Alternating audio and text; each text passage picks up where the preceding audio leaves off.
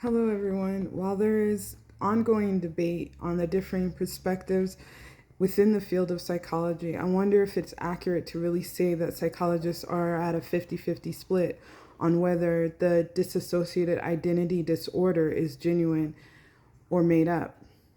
Maybe it is, as they said in the video, we need to actually meet someone with the prevailing disorder in order to understand both sides of the argument, as well as a mental health professional that works with people with DID.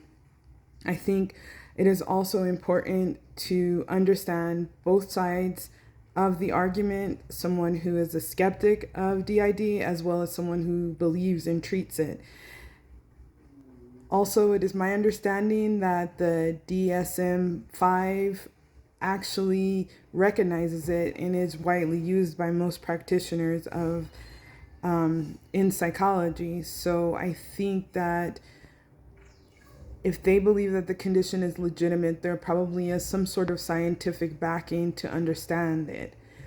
It might be, I guess, in my opinion, I wonder if it's based on the probability that there's always an alter that might be a little bit more violent than the others. It feels like the majority of psychologists, based on the reading and research that I did, do consider this a disorder, as well as the public opinion considers it a valid disorder with specific within the specific guidelines of the DSM-5 criteria. For me, the psychodynamic theory that I find explains the occurrence of DID and supports it, it makes sense in my mind, is the theory that it's developed as a coping mechanism in response to severe trauma, particularly in enduring childhood. The reading that I did suggests that it is formed.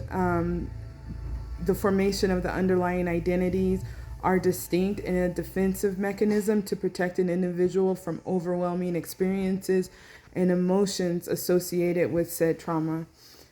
According to this perspective, if I was to create an argument to support it, the identities are a way of compartmentalizing and managing conflict, brief memories, and emotions surrounding the traumatic experience. However, I'm not qualified to say much on this and feel that it is essential to note that it is, regardless of what argument we take, a complex disorder. There is no single theoretical process that supports it strongly enough for me to develop a sense that I can side with one argument or another.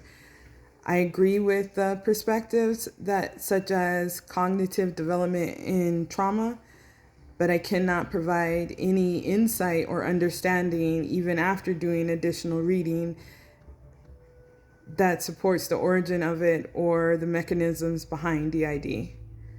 My question for all of you is: do you think that an individual with DID can integrate their distinct identities into one cohesive identity at any point in time with enough therapy? Have a great day.